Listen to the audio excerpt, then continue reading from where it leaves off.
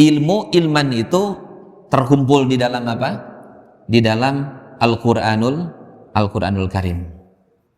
Jadi terus ya kita meningkatkan diri kita, belajar ya untuk terus mempelajari ilmu-ilmu Allah Subhanahu wa taala, baik ilmu yang terdapat di dalam Al-Qur'anul Karim maupun ilmu yang terdapat di dalam kauniyahnya Allah Subhanahu wa taala.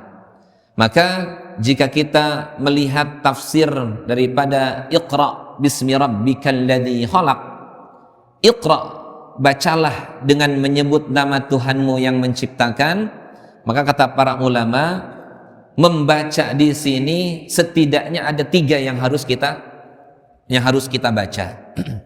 Yang pertama yang harus kita baca adalah Al-Qur'anul Karim.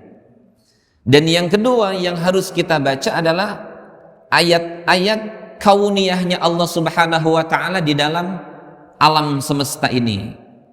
Dan yang ketiga yang harus kita baca kehidupan masyarakat di dunia.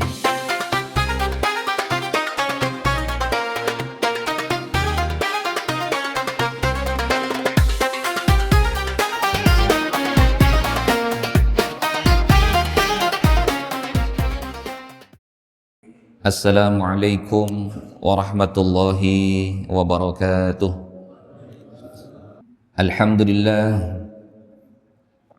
Alhamdulillahilladzi hamdan katsiran thayyiban mubarakan fihi kama yuhibbu rabbuna wa yarda. Alhamdulillahilladzi bi ni'matihi tatimmus shalihat. Alhamdulillahilladzi arsala rasulahu bil huda wa dinil haqq liyudhhirahu ala dini kullih walau karihal kafirun walau karihal musyrikun walau karihal munafiqun. Alhamdulillahilladzi hadana lihadza wa ma kunna linahtadiya laula an hadana Allah. Asyhadu an la ilaha illallah wahdahu la syarika lah wa asyhadu anna Muhammadan abduhu wa rasuluh.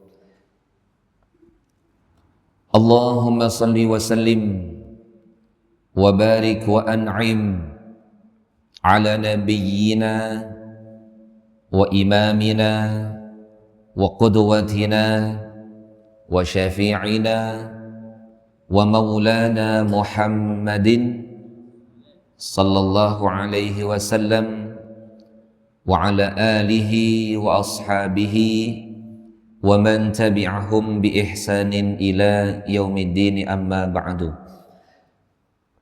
Faya ibadallah ittaqullaha haqqa tuqatih wa la tamutunna illa wa antum muslimun. Alhamdulillah, kembali Allah Subhanahu wa ta'ala memberikan kekuatan kepada kita untuk dapat hadir di majlis ilmu.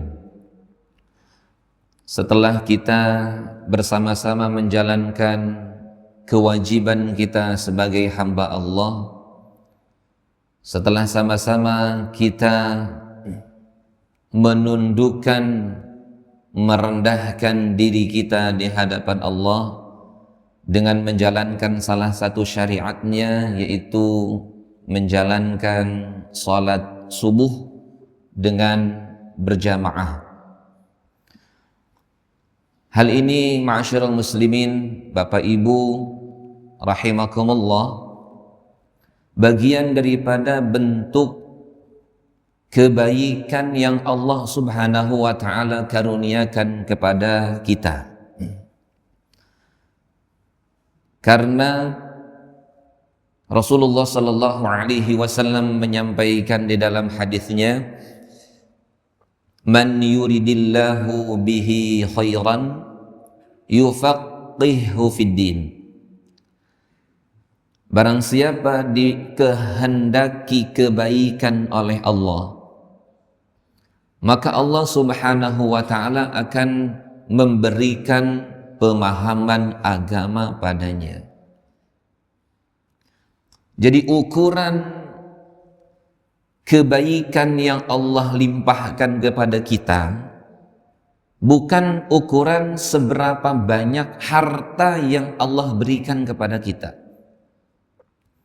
Ukurannya bukan seberapa banyak keturunan yang Allah berikan kepada kita.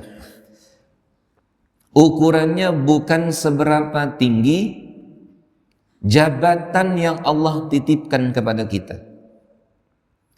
Jadi ukuran kebaikan yang Allah limpahkan kepada kita adalah ukuran ilmu, adalah ukuran ketika kita mudah untuk duduk di majlis ilmu. Man yuridillahu bihi khairan yufaqqihhu fid din. Maka ini adalah satu kenikmatan yang agung, kenikmatan yang besar ketika kita dengan mudah hadir di majlis ilmu dan mungkin majlis-majlis ilmu yang lain. Salawat dan salam kita haturkan kepada baginda Nabi Muhammad sallallahu alaihi wa alihi wasallam.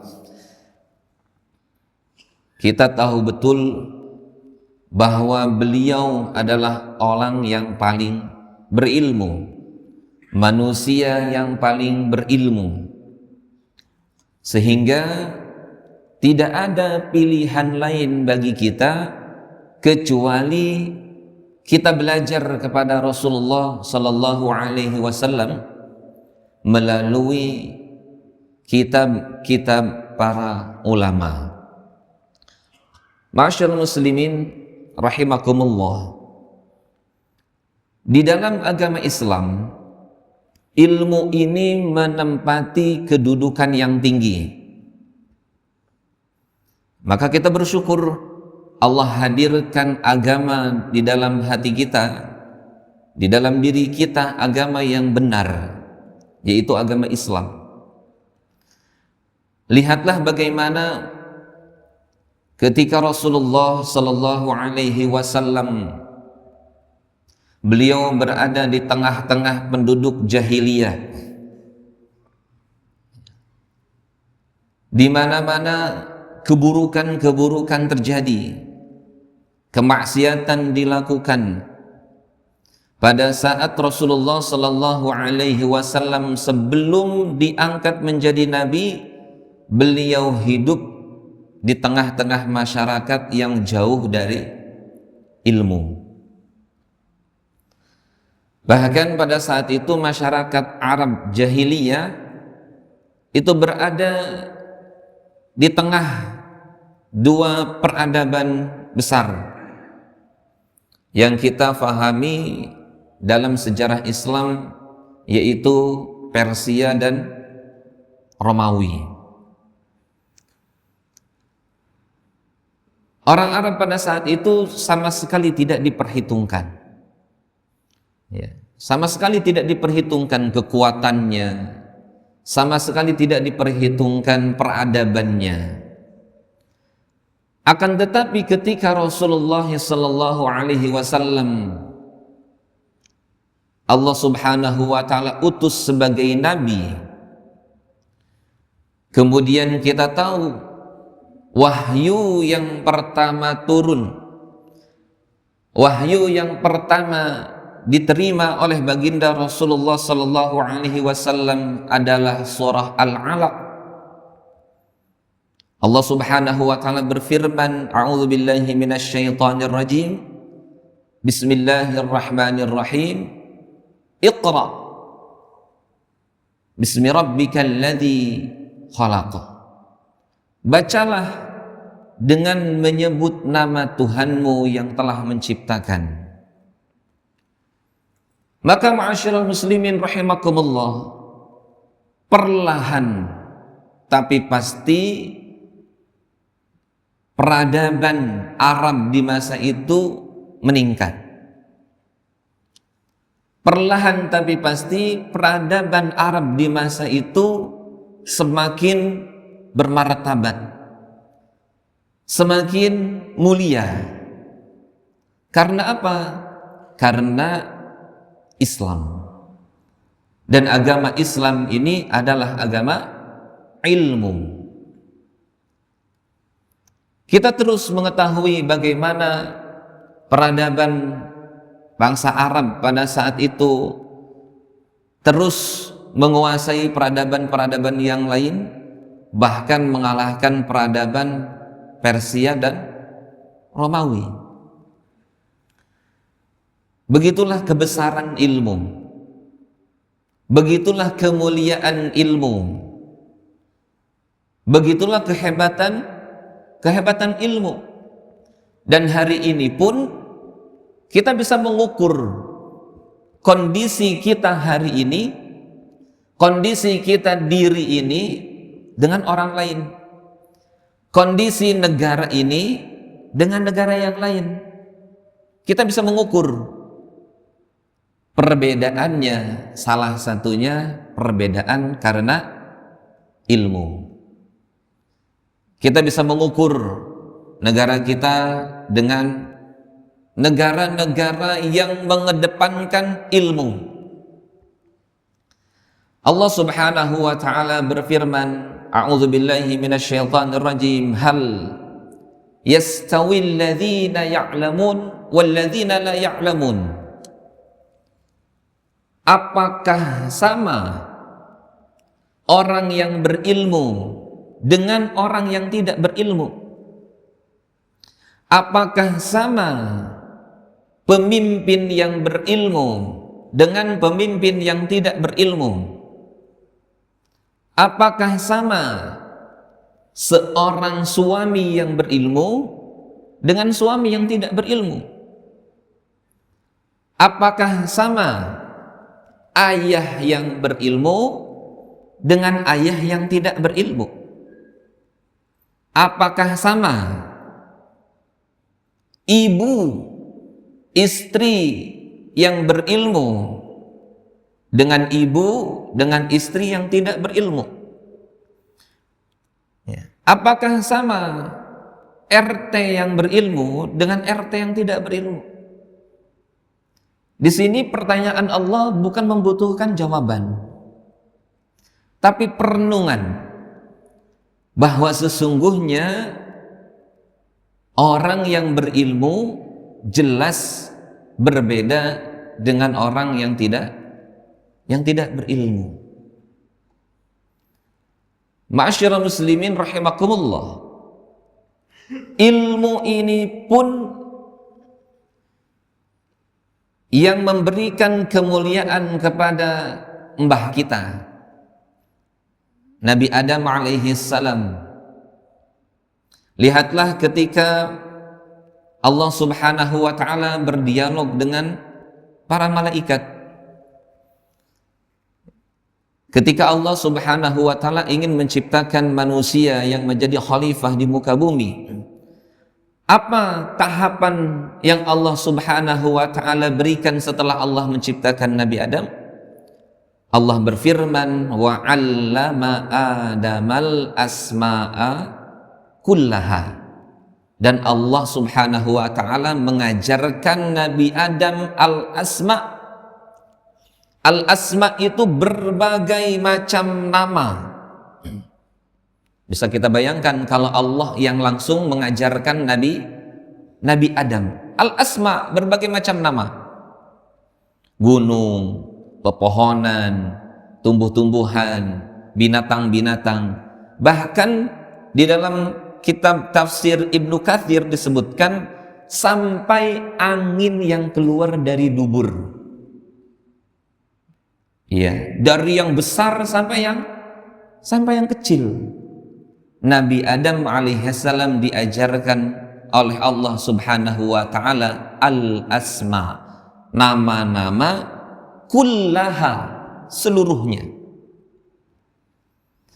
Begitu pentingnya ilmu di dalam peradaban Islam, begitu pentingnya ilmu di dalam kehidupan kita. Akan tetapi ma'asyiral muslimin rahimakumullah, ilmu tidak berdiri sendiri. Ilmu bukan sesuatu yang paling utama.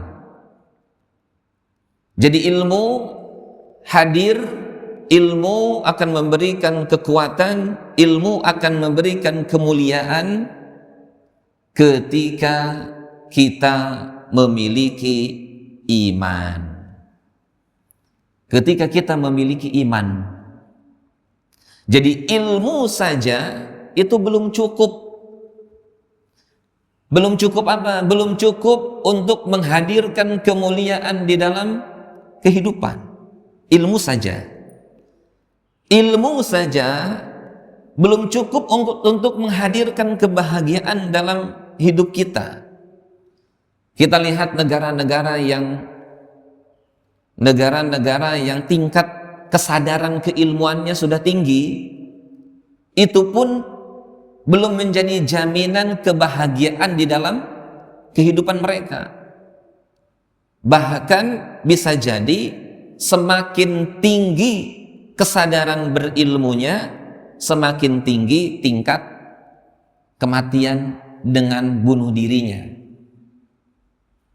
Maka ma'asyiral muslimin rahimakumullah, akar dari segala sesuatu itu adalah iman. Maka kita sama-sama mentadabburi surah Al-Alaq, Iqra bismi rabbikal ladzi khalaq. Jadi ibarat Iqra itu adalah ilmu, ya, karena membaca itu gerbangnya ilmu. Iqra bismi rabbikal ladzi khalaq. Jadi cara membaca yang Allah Subhanahu wa ta'ala ajarkan kepada kita, membaca dengan menyebut nama Allah. Bismi rabbikal ladzi khalaq. Allah Subhanahu wa ta'ala berfirman, a'udzubillahi minasyaitonir rajim, yarfa'illahu alladhina amanu minkum walladzina utul ilma darajat. Yarfa'illahu alladzina amanu minkum. Allah Subhanahu wa ta'ala mengangkat. Yarfa'i itu mengangkat. Yarfa' alladzina amanu minkum, orang-orang yang pertama yang beriman. Apa yang Allah angkat? Darajat. Ya. Darajat itu adalah isim yang dia tidak terikat dengan waktu, yang isim ini menunjukkan jamak. Ya, menunjukkan bentuk jamak. Artinya derajatnya banyak. Allah mengangkat derajat orang-orang yang berilmu dan yang beriman. Urutannya Allah mengangkat derajat orang-orang yang beriman dan yang berilmu. Ya, jadi kemuliaan itu dapat hadir, kebahagiaan itu dapat kita raih, kemudahan hidup dapat kita raih dengan cara kita memiliki keimanan kepada Allah Subhanahu wa ta'ala dan memiliki ilmu. Ma'asyiral muslimin rahimakumullah, Nabi Adam alaihissalam ketika beliau ajarkan wa'allama Adamal asma'a kullaha, Allah mengajarkan Nabi Adam dengan berbagai macam nama seluruhnya.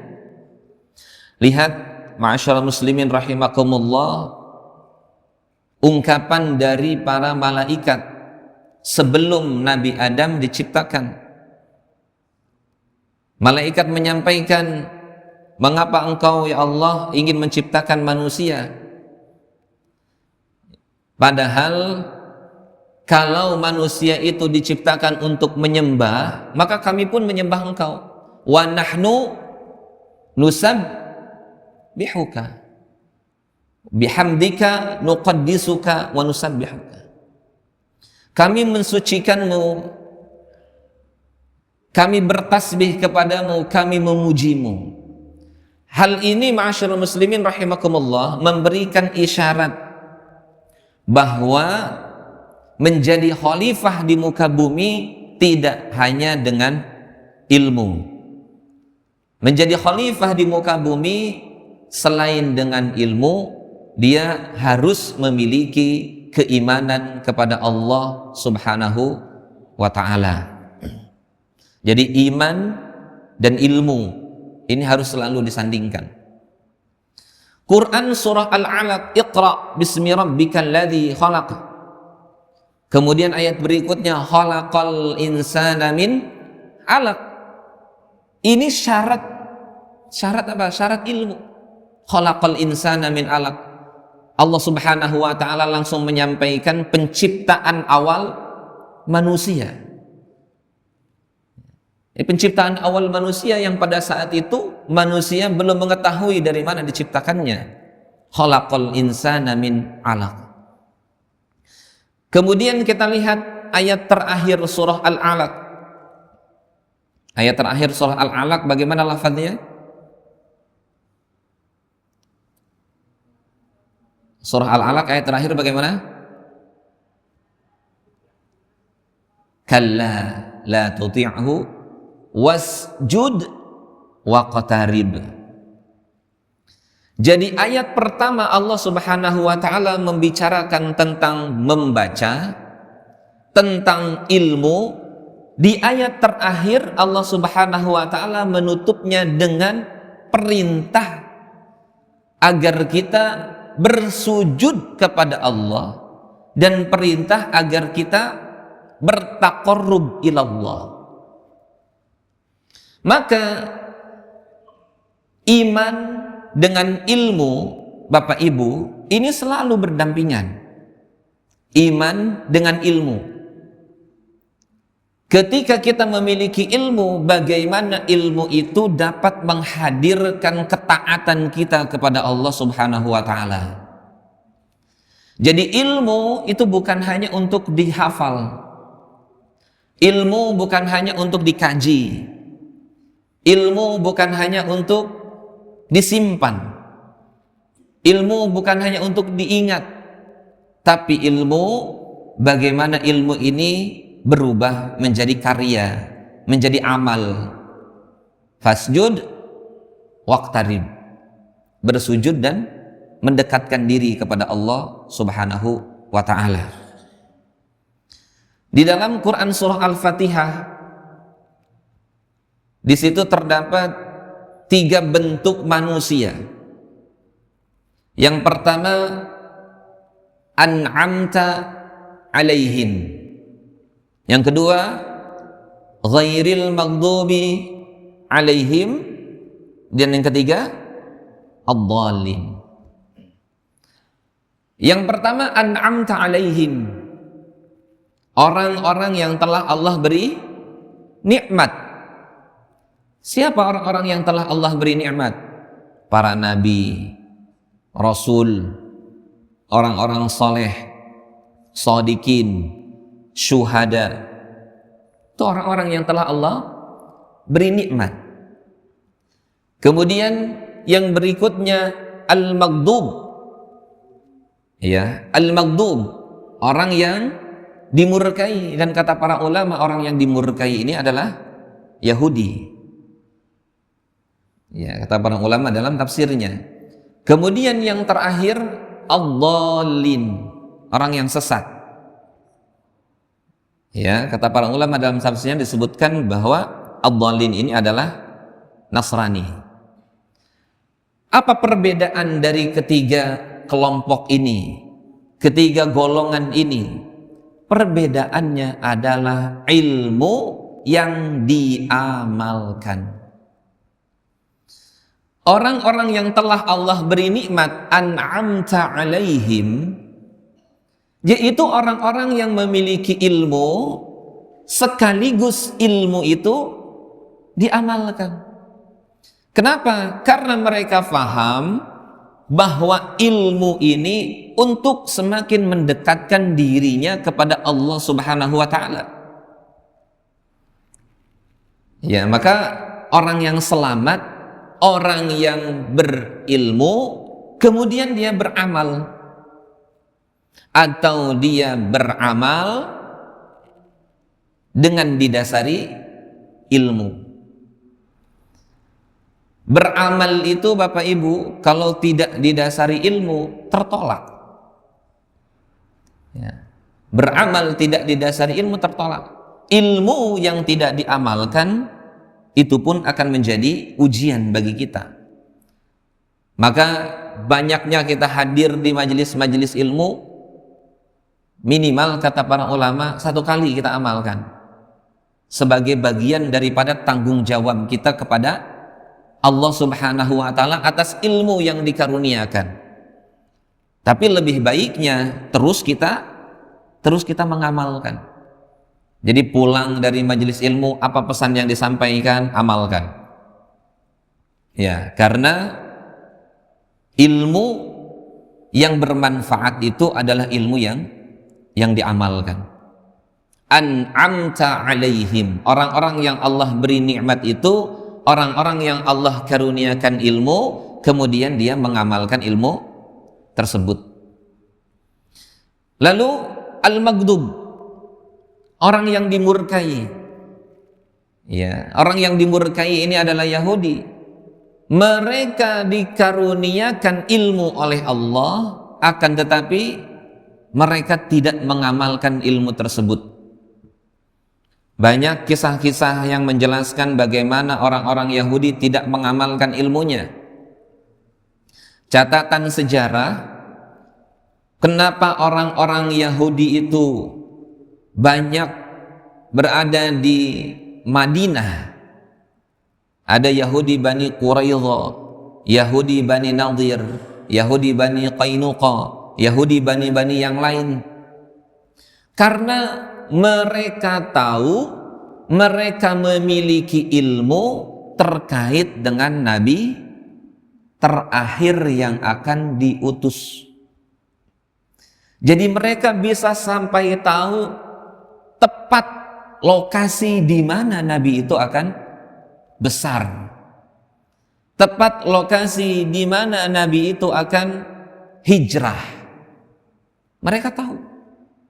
Sampai mereka menunggu kehadiran baginda Nabi Muhammad sallallahu alaihi wasallam. Mereka memiliki ilmunya. Ciri-ciri nabi terakhir mereka faham, bahkan mereka lebih mengenali Nabi Muhammad sallallahu alaihi wasallam dibandingkan mengenali anak-anak mereka sendiri. Tapi apa yang terjadi ma'asyiral muslimin rahimakumullah? Ketika Rasulullah sallallahu alaihi wasallam hadir di Madinah, menunjukkan bukti-bukti kemukjizatannya, menunjukkan bukti-bukti kebenarannya sebagai nabi, mereka justru memerangi Rasulullah sallallahu alaihi wasallam. Al-maghdub, orang yang dimurkai Allah Subhanahu wa taala. Sejarah pun mencatat demikian, bagaimana mereka, ya, bangsa Yahudi ini membunuh para nabinya. Ya, mereka menolak para nabinya. Maka sebetulnya alasan bangsa Yahudi tidak menerima Nabi Muhammad sebagai nabi, dan alasan mereka karena Nabi Muhammad sallallahu alaihi wasallam bukan dari kalangan mereka, itu dibantah oleh Allah Subhanahu wa taala. Karena memang karakter bangsa Yahudi ini karakter pembangkang, karakter perusak, dipotret oleh Allah Subhanahu wa taala di dalam Al-Qur'an. Dan banyak kisah-kisah yang lain yang menunjukkan bahwa bangsa Yahudi itu memiliki ilmu, akan tetapi ilmu itu tidak mereka amalkan.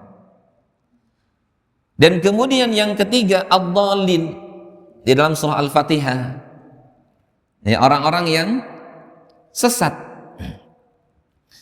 Kenapa mereka sesat? Karena mereka beramal, mereka beribadah, mereka mendekatkan diri kepada Allah, akan tetapi tidak menggunakan ilmu. Kita bisa bayangkan Bapak Ibu, ilmu ini bagai cahaya. Ilmu bagai cahaya. Kata Rasulullah, al-ilmu nur, ilmu itu cahaya.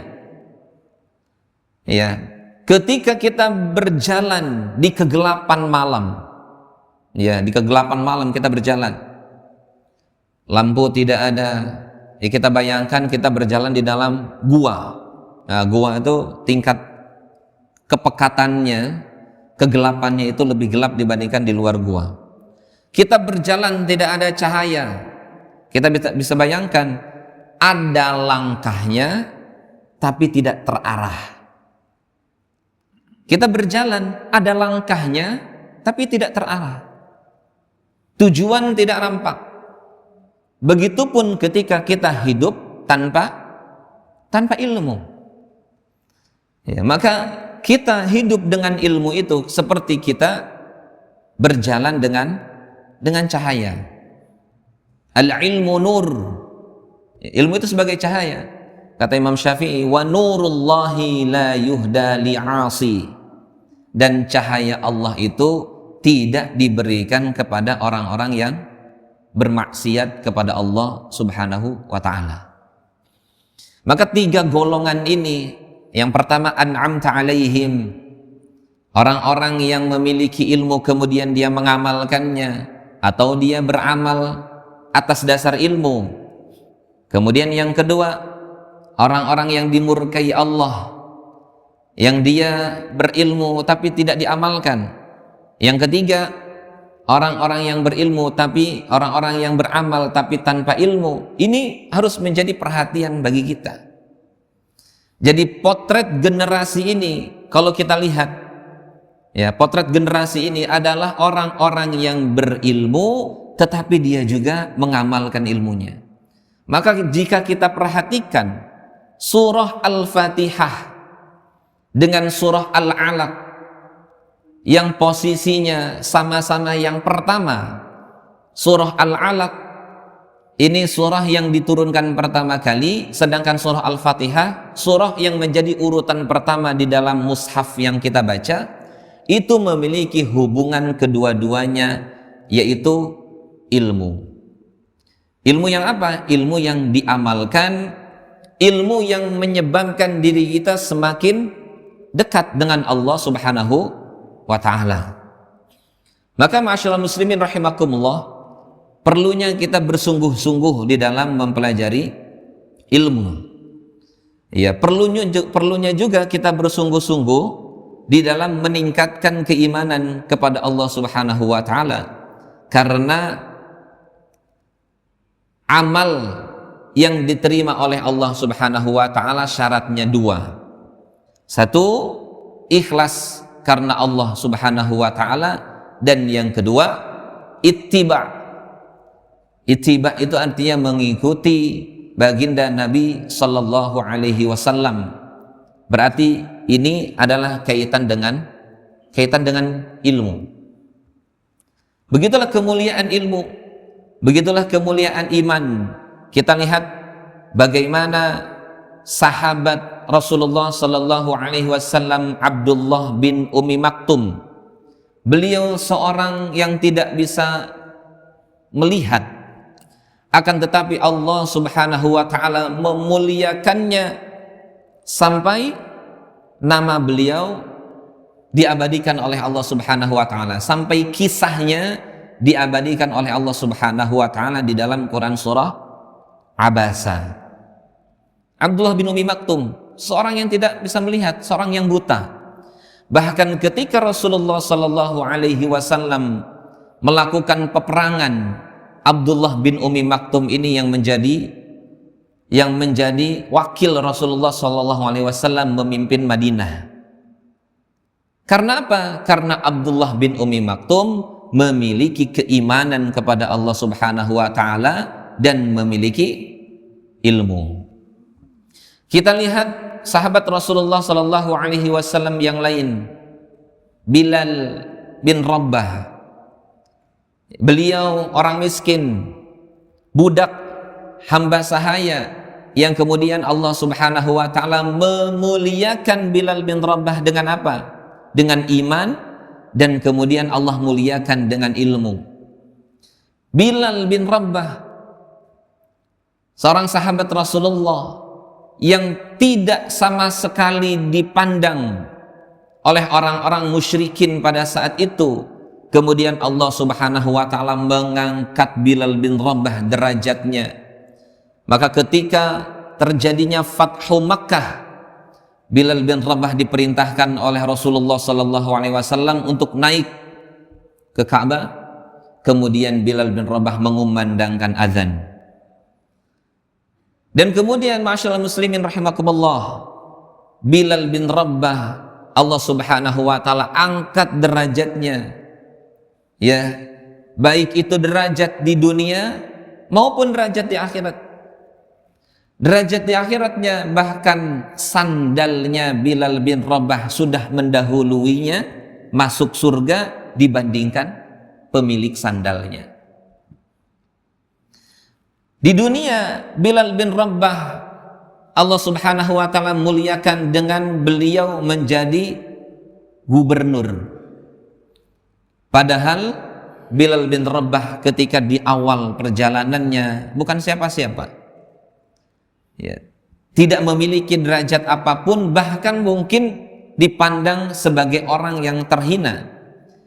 Tapi kemudian Allah Subhanahu wa taala memuliakan, mengangkat derajat Bilal bin Rabbah karena Bilal bin Rabbah memiliki satu keimanan yang kokoh kepada Allah Subhanahu wa taala dan memiliki ilmu yang tinggi. Maka ma'asyiral muslimin rahimakumullah, kita lihat bagaimana iman dan ilmu ini selalu bersanding. Hadis Rasulullah sallallahu alaihi wasallam, hadis Rasulullah sallallahu alaihi wasallam itu dapat diterima oleh kita dengan jalur yang disebut dengan sanad. Termasuk bacaan-bacaan Al-Quran yang kita terima, hal itu pun bisa diterima karena ada jalur sanad. Dan jalur sanad ini ada yang disebut dengan rijalul hadis, orang-orang yang meriwayatkan hadis. Dan ukuran orang yang meriwayatkan hadis ini adalah ukuran orang-orang yang berilmu dan orang-orang yang beriman kepada Allah Subhanahu wa taala. Maka kita tidak bisa menerima hadis dari orang-orang yang tidak jujur. Ya, maka hadis-hadis yang kita terima itu yang dikumpulkan oleh Imam Bukhari, yang dikumpulkan oleh Imam Muslim, itu hadis-hadis yang tercatat rijalul hadisnya thiqah. Hadis-hadis yang tercatat, perawi-perawi hadisnya terpercaya. Mereka memiliki keimanan kepada Allah Subhanahu wa taala dengan dibuktikan kejujuran dalam setiap perkataan mereka dan kejujuran dalam sikap mereka. Maka itu disebut dengan thiqah, terpercaya. Maka ketika kita mendapatkan hadis muttafaq alaih yang diriwayatkan oleh Bukhari Muslim, atau hadis Bukhari saja atau hadis Muslim saja, maka hadis itu dipastikan thiqah, dipastikan terpercaya, dipastikan kebenarannya bersumber dari Rasulullah sallallahu alaihi wasallam. Dan jalur hadis, mata rantai hadis yang disebut dengan sanad ini bagian daripada keilmuan yang berkembang di zaman peradaban Islam. Dan itu tidak hadir di peradaban-peradaban yang lain. Ayat Al-Quran yang kita baca bersambung langsung kepada Rasulullah sallallahu alaihi wasallam. Itu pun tidak bisa didapatkan di peradaban-peradaban yang lain, di agama-agama yang lain. Maka kita bisa pastikan bacaan Al-Quran kita itu benar-benar tersambung kepada Rasulullah SAW. Begitulah kemuliaan ilmu dan begitulah kemuliaan iman. Sehingga ma'asyiral muslimin rahimakumullah, saking pentingnya ilmu dan pentingnya iman, maka Allah Subhanahu wa ta'ala menyampaikan melalui lisan Rasulnya, talabul ilmi faridatun ala kulli muslimin wa muslimah. Mencari ilmu itu faridah, wajib bagi setiap muslim laki-laki maupun muslim perempuan. Jadi belajar menuntut ilmu itu tidak dibatasi oleh tempat dan tidak dibatasi oleh waktu. Dimanapun tempatnya, kapanpun waktunya, kita dituntut untuk terus belajar. Kita dituntut untuk terus mengilmui diri. Dan sumber daripada ilmu tidak lain adalah Al-Quranul Karim. Jadi sumber ilmu itu adalah Al-Quranul Karim. Begitulah kemuliaan manusia. Maka manusia akan mendapatkan kebahagiaannya, akan mendapatkan kebaikannya, akan mendapatkan kejayaannya, akan mendapatkan keselamatannya kalau manusia belajar Al-Quranul Karim. Jadi ma'asyiral muslimin rahimakumullah, Al-Quranul Karim ini adalah sumber ilmu. Ya, jadi urutannya begitu. Ilmu, kemudian iman. Ilman itu terkumpul di dalam apa? Di dalam Al-Quranul Karim. Jadi terus ya kita meningkatkan diri kita, belajar ya untuk terus mempelajari ilmu-ilmu Allah Subhanahu wa ta'ala, baik ilmu yang terdapat di dalam Al-Quranul Karim maupun ilmu yang terdapat di dalam kauniyahnya Allah Subhanahu wa ta'ala. Maka jika kita melihat tafsir daripada Iqra bismi rabbikal ladzi khalaq, Iqra, bacalah dengan menyebut nama Tuhanmu yang menciptakan, maka kata para ulama, membaca di sini setidaknya ada 3 yang harus kita baca. Yang pertama yang harus kita baca adalah Al-Quranul Karim. Dan yang kedua yang harus kita baca adalah ayat-ayat kauniyahnya Allah Subhanahu wa ta'ala di dalam alam semesta ini. Dan yang ketiga yang harus kita baca kehidupan masyarakat di dunia. Iqra bismi rabbikal ladzi khalaq. Bacalah dengan menyebut nama Allah yang menciptakan, membaca dengan dasar keimanan kepada Allah Subhanahu wa ta'ala, maka hasilnya Allah Subhanahu wa ta'ala akan memuliakan kita dan akan mengangkat derajat kita. Wallahu alam. Kita tutup dengan bacaan hamdalah.